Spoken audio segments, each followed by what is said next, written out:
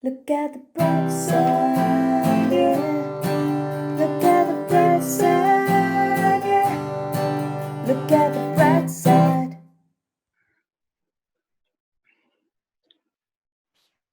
Hello, students.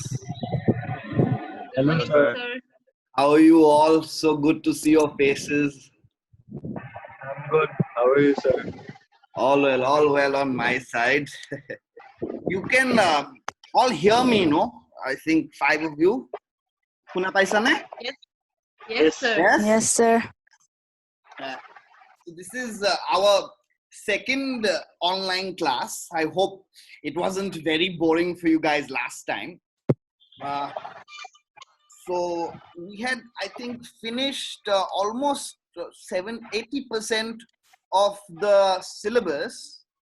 Yes, and Yes, sir. one I'm having a little bit of a. Is my video looking a little different to you guys?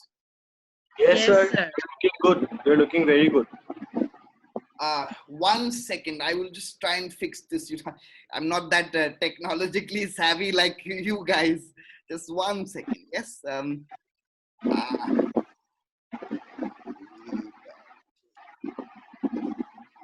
Yes, that's good. I think. Yeah.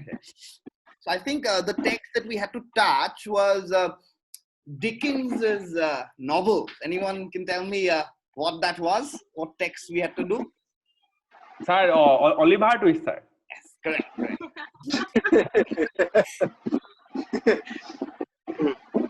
What seemed so funny? Are you laughing at the way he said Oliver Twist? No, sir.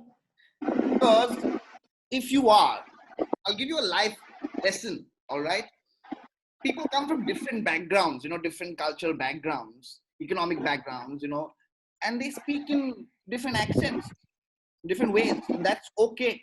As long as you are successful in communicating what is up there, what you are trying to say, then it is perfectly fine. Yes, so you shouldn't ever laugh like that, all right? Am I understood? Yes, sir. Sorry, sir. Yes, sir. Understood. Good. So today I thought, instead of having me giving you the same old lecture, let's funk it up a little, make it more interesting for you guys. So I have a very close friend, and she used to be a colleague of mine, Dr. Asha Kuthari Chaudhary, who is now the current head of department of English in Bharati University. She's going to come, and there's a conversation between her and another student of mine. So tune in, guys, and I hope you have fun. Look at the bright side. So, we have Asha ma'am with us today. Hello, ma'am. How are you doing? Hi, Titiman. How are you? I'm good. So, ma'am, the first question, if we can straightly dive into the topic, the first question that I want to ask you is that why do you think education, especially language skill or communication, it's important? It is important to remember that, language skills, particularly say in English, is it's something that is completely indispensable in a globalized world order that we are looking at. Yes. Particularly now, say for example, I've been sitting here during this lockdown period, and I've been chatting with people all over the world, and I'm sure that if I didn't have the requisite linguistic capabilities, I wouldn't have been able to do that. So that's important. It connects the world. Yes. Now come, let's explore the meanings of some idioms with an animation.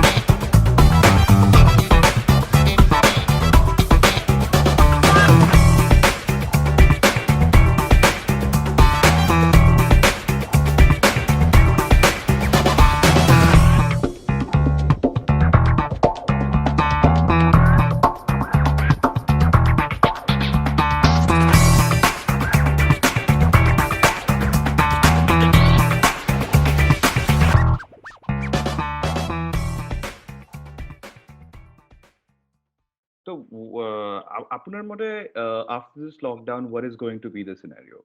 There is a good side to it also. There have been certain authors, we teach literature, teach literature. And so it's been possible because we're using Zoom. I've Yeah. actually been able to get hold of the authors and Yeah. they've come into the class. And that has been a very exciting thing that has happened for students, which, Yes, yes, wouldn't normally happen. And even the authors have been very helpful. They've just come along. And they, we had Mahesh Datani doing a class with us, uh, answering the students' questions. And they are thrilled about, actually asking the author, apne kyo likhisile he to kyo ase bostu to, and he's answering them directly. So that was fantastic. So yes, of course, there's a good side to it as well. So I suppose we have to make these two very polar things meet somewhere. There has to be a mid-road. There can't be a completely new normal. Yes. There has to be a space where it will be possible for students to come back and, link themselves up to whatever this normal is going to be. So that has to be made possible. Let's see how we can make a word wheel with the things that we can find in and around our home.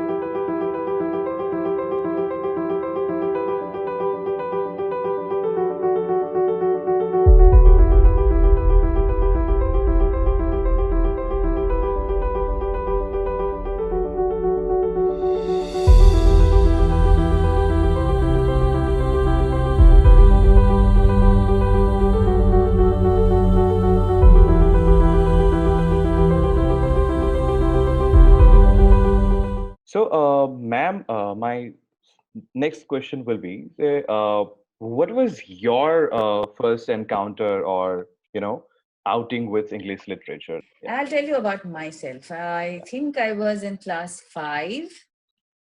Okay. I started writing essays. I remember holiday homework day nohoy amar. So I once actually wrote a full fictional travelogue, Yeah. saying that I had gone to Argentina and I had done this horseback riding and stuff, and all my teachers actually thought, "To hosake goya ise tukon." Okay. Okay, and then Yeah. I had to disabuse them about this is all fiction. Yeah, yeah. So yeah, it began sometime then, but then it was reading poetry particularly that made me interested in literature. Because you see, I personally believe, and I sort of don't teach the novel as much as I teach the theater. That's my first love. But poetry is a close second, because I don't think you can lie in poetry. That is a wonderful gift for poets. When you are really writing good poetry, it means it's very difficult for you to say anything that is fictional. Yeah. There has to be something that is true in that. Yeah. And so when I was a kid, I think it was the daffodils that did it for me. Yeah. The daffodils, you've all read that poem. It's Yes, very purportedly a very simple poem. We can read it in a very complex fashion too. Yeah. But yes, it was the daffodils that did it, and I've carried on with that. I've loved what I've done. I love what I do, and I hope it continues this way. Yeah. Now, let's enjoy a beautiful little poetry session in between the interview. Yes. Hello everyone, I'm Raktim Gautam. I'm a writer and a poet, and today we are going to learn how to write a haiku. Now, before we learn what a haiku is, let me tell you what are syllables in the English language. When you're pronouncing a word, each time you open your mouth, that's one syllable. Now that we have seen what syllables are, let's see what a haiku means. A haiku is a short form of Japanese poetry which consists of 17 syllables written in 3 lines. So in the first line, you have to use 5 syllables. In the second line, you have to use 7 syllables. And in the third, you again have to use 5 syllables. Here's an exercise that you can try at home to write a haiku. I want you to write a haiku about your biggest fear. For me, it's spiders. On the first line, you name your biggest fear. In the second line, you have to write about why exactly are you afraid of it. And in the third line, you have to write something good about your fear. I'll give you an example where I write about my own fear. So the title of my haiku is Spiders. I don't like spiders. Oh, they have so many legs, but beautiful webs. Ma'am, you specialize in theater and are a theater and film critique. Would you mind sharing a anecdote of how theater and allied forms have helped students to learn and help them in their curriculum?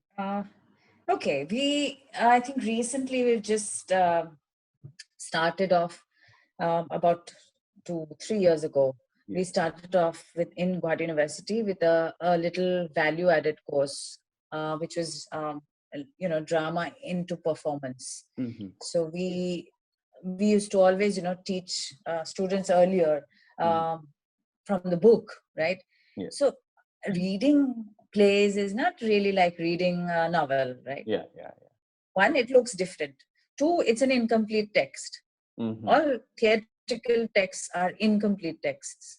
Yeah. You're getting the point, because they can only become complete when they are performed. So it's an incomplete text. So what we're looking at then is this particular scenario where, your students tend to just go and read a play as if they would be reading a novel, which is completely not right.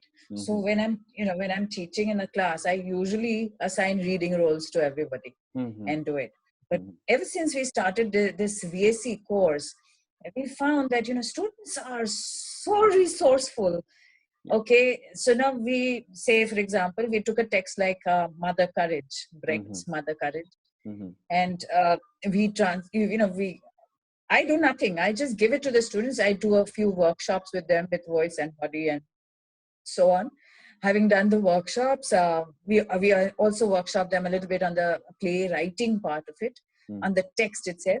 And then we give the script to the students. Or the students normally choose what play they want to do. And so they picked Mother Courage, translated the whole thing, not the whole thing, parts of it remained English. So it was a trilingual production that they did. Completely ingenuous, okay, their own stuff. Yeah. And look at the resourcefulness of it all. They actually had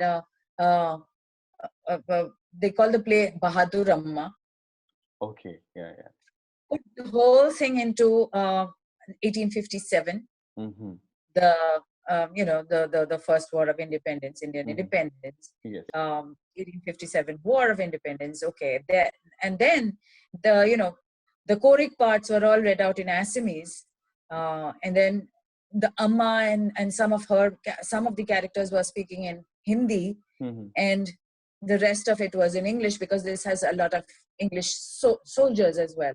So it's beautifully, seamlessly almost fit into a certain kind of completely different time scheme from what its original was. And it fit beautifully. And here you have an example of 3 different languages in one production.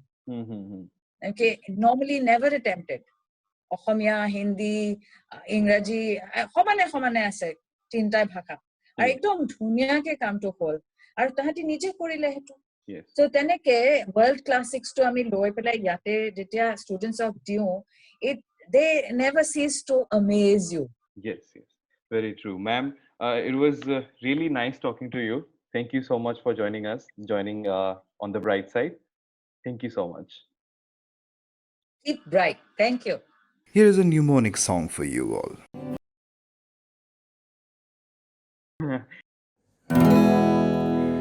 M to the M to the M to the E to the M to the O to the NICS. Mnemonics is a way to learn and remember using some wonderful tricks. Do you know the colors of the rainbow by Victor? It helps you remember. Violet, indigo, blue, green, yellow, orange and red are the colors. Let's try another one. To learn about measurements, try this little trick. Name them according to size. Kilo can be King Kong, Millie can be Minnie Mouse. The rest you can improvise. For the next one, you will need your hands. How many days does each month have? Use your knuckles to know. The highs are 31, 30 are the lows. February is 28, you know. Which planet is the closest or the farthest from the sun? Try this mnemonic, everyone. My very educated mother just served us nachos. Mercury, Venus, Earth, Mars, Jupiter, Saturn, Uranus, Neptune. M to the N to the E to the M to the O to the NICS.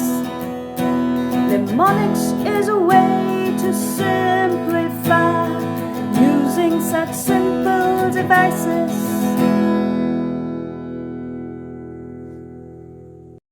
Need to know what to do, what is right. We have to stay at home